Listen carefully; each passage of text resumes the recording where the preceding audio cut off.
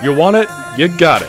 Previously on What If WWE had a Trios Championship, Hulk Hogan and the Killer Bees, the Mega Bucks, the Heart Foundation, the Faces of Fear, Perfect Madness, Jim Duggan and Demolition, the Montreal Miracle, Tito Santana and the Rockers, Power and Glory, the Ultimate World Warriors, the Triangle of Terror, the Texas Tornado, the Mountie and the Nasty Boys, Undertaker and Money Inc., Jake Roberts, Ric Flair and the Beverly Brothers, Yokozuna and the Head Shrinkers, Tatanka and the Smoking Guns, the $1 Million Corporation, the Barbarian, the Godwins, the Click, Camp Cornette, the Wild Rockers, Jerry Lawler, Goldust and Triple H, Ahmed Johnson, the Nation of Domination, the Disciples of the Apocalypse, DX, Southern Justice, Sexual Chocolate, the Brood, the Ministry of Darkness, the Dudley Boys, Mankind, Head Cheese, Too Cool, Kurt Angle and Edge and Christian, the Radicals, Right to Censor, and Taz and the APA all get their hands on some glorious six-man tag gold.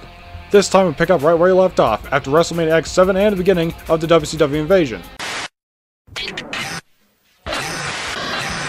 We kick off with a bang, with the NWO invading WWE at SummerSlam, dethroning Taz and the APA after they've had a lengthy and dominant title run. It took until WrestleMania X8 for them to be unseated, putting their reign of destruction to an end. For the first time ever, the six-man tag titles main event WrestleMania in what might be not just the greatest trio match in WWE and even pro wrestling history, but also the greatest six-man tag title match in history. Austin partnered with Rock and Undertaker not because he wanted to, but because he had to. Then we get to the first brand split, and later the name change from WWF to WWE. Oh boy. Since Stone Cold, The Rock, and Undertaker are the current six-man tag champions, the titles will be on Raw, and the NWO will join them there. The regular tag titles will not split. Their new home will be on SmackDown. The new champions are the Un-Americans, of Reluctant Edge having reunited with Christian since Lance Storm is with Y2J on SmackDown. Also, Test looks like a tall Edge and Christian combined. Having recently turned face earlier in this timeline, the Dudley Boys dethroned them. How dare they disgrace the most prestigious titles on Raw? Only the most decorated team since LOD can unseat them at this point. Then Rikishi and a 3-minute warning interfere in a big title match at Armageddon. Their feud begins here, but in their first official match, 3-minute warning to dethrone the Dudleys. This whole alliance was formed because 1, Rikishi is tired of the fans looking at his ass, and 2, he wanted to get more in touch with his family. Jamal is Rikishi's brother, and Rosie is his cousin. All 3 are The Rock's cousins. The family feud comes to a head in a TLC match for the titles at WrestleMania 19, where the Dudleys unseat them once and for all. So, another year, another WWE draft. The champions are drafted to SmackDown for reasons we'll get to shortly. The Dudleys want to talk blood now, do they? Well, enter the full-blooded Italians led by Dr. John Cena, and they all answer to Nunzio. They all become #1 contenders after taking care of Rhino, Crispin, Benoit, and Spanky earlier on, and they engage with the Dudleys into the summer. It comes to a head at SummerSlam, where the FBI become the #1 contenders and dethrone them in a semi-ECW style throwback match, in a cage. As part of Kurt Angle's feud with Cena, however, Team Angle gets the gold. Once again, the Dudleys pick up the gold, but behind the scenes, strings were being pulled. World Heavyweight Champion Triple H brings Evolution over to SmackDown to challenge the Dudleys for their titles at WrestleMania. They accept, and of course, Evolution become the new champions, this being Flair's second six-man title reign. This win means the belts will be drafted back to Raw. After losing the World Heavyweight Championship, Chris Benoit looks to rebuild himself alongside Edge, who doesn't turn heel until things between him and Matt Hardy went to hell, and the returning Christian. They successfully dethroned Evolution before the six-man tag division went to repetitive hell, and things are repetitive enough as is. In this timeline, Rene Dupree is not drafted to SmackDown, which means with Rob Kanye around, Les Resistance ascends the six-man tag ranks to become the new contenders and champions. Stand back! There's a hurricane coming through! Stand back! The Hurricane picks up 2 new superheroes in training, friends Matt Hardy and Shannon Moore, which may harken back to the days of 3 count back in WCW. Meanwhile, Rosie acts as their enforcer. In the build to WrestleMania Goes Hollywood, Hardcore Holly and the Bastion Brothers unseat those overgrown trick-or-treaters, ready to be serious champions on the grandest stage of them all, even though Shannon tried to kick out of the title-changing pinfall. At the pay-per-view, the superheroes in training get their titles back from the Party Poopers. Time for the WWE draft again. This time the six-man titles will stay on Raw. While Rosie does most of the heavy lifting against JBL, Hurricane and Shannon put forth a lot of effort against the Bastions, the superheroes in training dedicating this next title win to Matt, who they wish nothing but the best for. Team Angle, however, could care less about that love triangle soap opera crap or the superheroes shit in costumes. All they want is their titles back. In order to get them back at the pay-per-view, Kurt had to separate Rosie from the group so Benjamin and Haas could bring the heat to Hurricane and Shannon. Shawn Michaels sees a lot of his past self in Carlito and Chris Masters, so he tries to save them from themselves, if you will, and guide them down a better path. Since those 3 hold the titles into the summer, this means the captain of the champions must feed Hulk Hogan at SummerSlam, meaning the titles won't be on the line at the pay-per-view. Afterward, the Mexicals unseat the champions on Unforgiven, and Carlito and Masters call out Michaels for his poor leadership. However, the Mexicals turn face when they root for Rey Mysterio to win the Royal Rumble and become the new world champion after Eddie Guerrero's tragic death.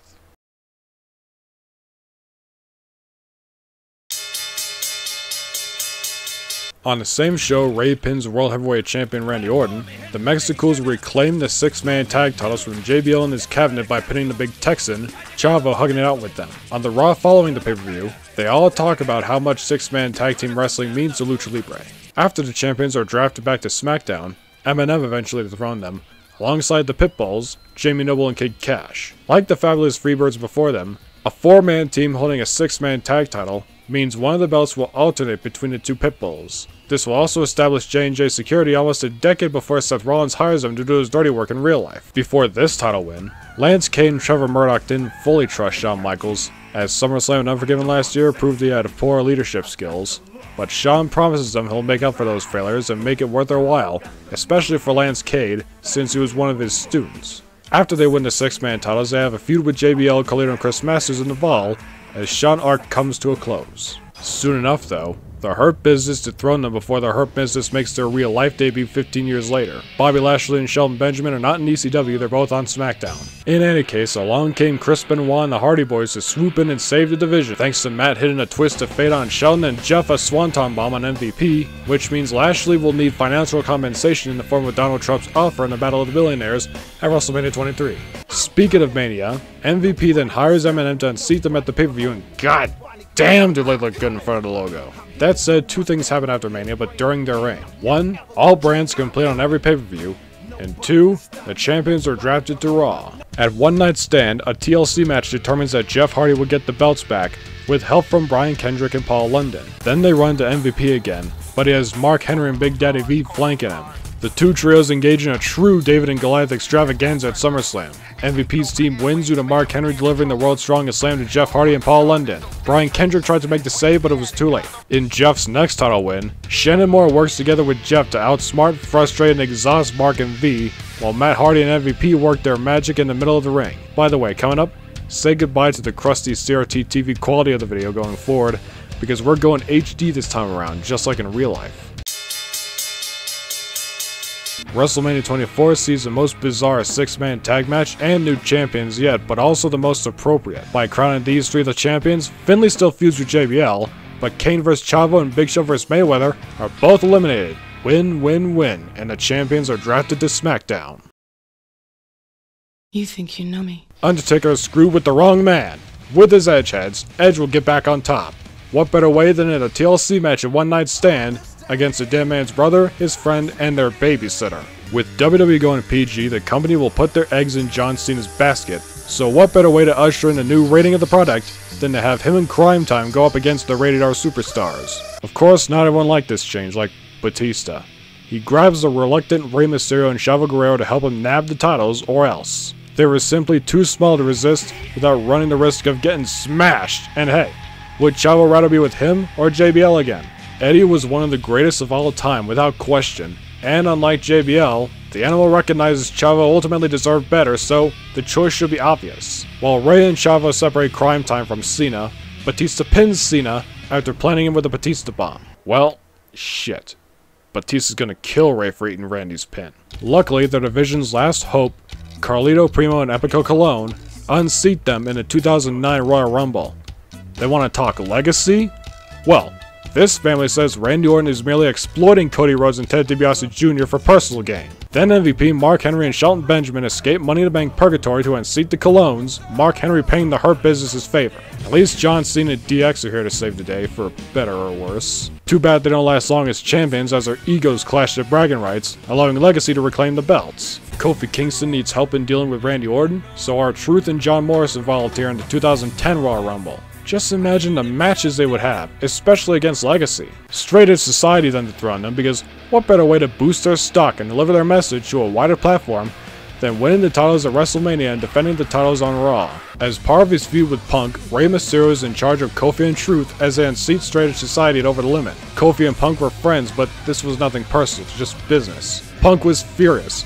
How could Kofi do that to his best friend? Truth says that's what happens when he leads a cult that makes straight edge look bad. Instead of John Cena bearing them all in the Team WWE vs. Nexus match, of which there's no Bret Hart by the way, Wade Barrett, Justin Gabriel, and Darren Young represent the Nexus in the 6-man tag division as they become the new champions at SummerSlam, meaning they stick together for longer, or rather, long enough. Speaking of long enough, Daniel Bryan stays in Nexus long enough to take on John Cena by himself. Before Cody Rhodes, DiBiase Jr., and Drew McIntyre unseat the longest reigning 6-man tag champion so far at WrestleMania 27, Cody slowly changes his ways of becoming undashing. He realized that it's not all about good looks. It's about his destiny as a wrestler, especially since Randy Orton left Cody and DiBiase behind to pick up the pieces of his broken legacy. Drew was there too as Cody's old Dashing One's partner, so this works. It's also important that Cody and Drew work together to get their big break here, considering what will go down in the future, including Alberto Del Rio leading Awesome Truth to 6-man tag glory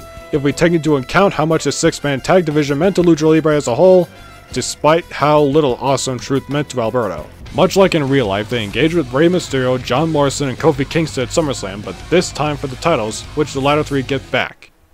You know what this means too? No more brand split. Everything can get back to the way they were on the so-called Raw Super Show, which reminds me, this entire time the regular tag titles have been one split into their own tag titles every time they and the 6-man tag title swap brands. There wasn't even a need to WWE to retire the original tag titles because 1, all regular tag teams follow their regular titles to their brand, and 2, in this timeline, WWE knows that if they did that, they'd undermine and nullify the legacies of the previous tag champs. On that note, have you ever wanted to see Mark Henry slam all 6-man tag champions in the Avalanche World's Strongest Slam, making the ring implode? Well, that's what happens here. That's how Mark Henry gets Alberto and Miz back into the title scene, knowing the two couldn't do it before. They run with the titles until WrestleMania 28, when Mark Henry goes on hiatus after the pay-per-view. The champions this time are Zack Ryder, Kurt Hawkins, and Christian, returning from injury as a face. Zack and Kurt follow him because he's Edge's brother in arms, especially after Edge retired last year, and Zack didn't exactly cut it as a singles star, despite the crowd rooting for him like crazy. Fortunately, this time I'll make sure that Kurt is more than just another jobber as he tags along with Tyler Rex. Here, Mania sees new 6-man tag champions and Christian and the Edgeheads, with Tyler as their enforcer. When WWE toured the United Arab Emirates in 2012, Chris Jericho was threatened with assassination in Abu Dhabi, so he was ready for a fight, but Jack Swagger saved his life by talking him out of it. Ever since, the two have been inseparable friends. Those two, combined with Swagger's old tag partner Dolph Ziggler, will make a hell of a trio fit enough to dethrone the champions. Then Rey Mysterio made the smart decision of moving out of the Intercontinental title scene as a former world champion and joined the 6-man tag division with Alberto Del Rio and Sin Cara, the latter of which can actually see out of his mask in this timeline. Ray says that they are going to be back on top, they must listen to him. These next ones are my personal favorites because a Rhodes Scholar is a student who's rewarded a postgraduate scholarship from Oxford University in the UK, where Wade Barrett comes from. On top of that, apparently, it was Cody Rhodes himself who coined Wade the name Bad News Barrett, so it's obvious to bring him as the Rhodes Scholar's third man. Their comedic nature allows them to turn face down the line, but Wade Barrett is a straight man. Sierra Hotel, India, Echo, Lima, Delta, Shield. While we're at third men, Roman Reigns is not in the Shield, but Cassius Ohno is. This is important. In the build to WrestleMania, the Shield have been wrecking everyone so far, but The Rock knows a perfect trio for the job. The Samoan SWAT team Roman Reigns and Usos Jimmy and Jay call themselves. It was a WCW throwback, but it was fitting. The Rock wanted to eliminate the weakness they possessed once upon a time, as the Usos were cartoony and Roman was a wannabe VIP in FCW, so he did, and this was the result. Since Team Hell No couldn't decide who were the regular tag team champions between each other while they had their regular tag team belts, Randy Orton has to step in and fall back to his old legacy ways to put these fools in their place. They must listen to him if they're to be real champions, otherwise they only go nowhere. Randy's pissed enough already, being in the middle of this Shield SWAT team war, so they better not piss him off anymore with their incessant bickering. It's easy to be lost in the woods, but if you wander them long enough, they begin speaking, and you realize that they found you, not the other way around. They take you in, welcoming you with open arms, and the old life you once lived begins to fade into the abyss. This was destiny, Bray Wyatt knew, the ultimate escape. Everywhere he looks, he sees not a desolate wasteland, but a blank canvas. A wonderland which spans countless acres, filled with malnourished, misguided sheep with nobody worthy enough to herd them. But soon, with the help of the fireflies, he will light their way for those who are lost, like Luke Harper and Eric Rowan once were, and he will take them to the promised land. Paradise. The Wyatt family may have lost the 6-man tag titles to the Samoan SWAT team in the 2014 Royal Rumble, but they don't take that negatively. In fact, they see it as a challenge, which excites them even more. At WrestleMania 30, the end of our thought experiment for right now, the Wyatts reclaim the 6-man titles, and Lord knows what will happen to the Samoan SWAT team. I apologize for this upload being so late. I didn't know how fast I would hit 300 plus subs, which I can't thank you guys enough for, and how quickly I might miss the opportunity if I didn't upload something for the occasion. There may be a third and final part to this story, but here's the thing. I don't like fantasy booking the future because I never know what the future will bring, so I hate to say it, but you'll have to wait until proper results emerge, and subscribe to my channel to see that upload, maybe. I also have many what-ifs about Sergeant Slaughter, Ricky the Dragon Steamboat, and Rick Rude in the works, as well as, of course, my big TF2 Kid Chris crossover. Until next time, I've been the host with the most.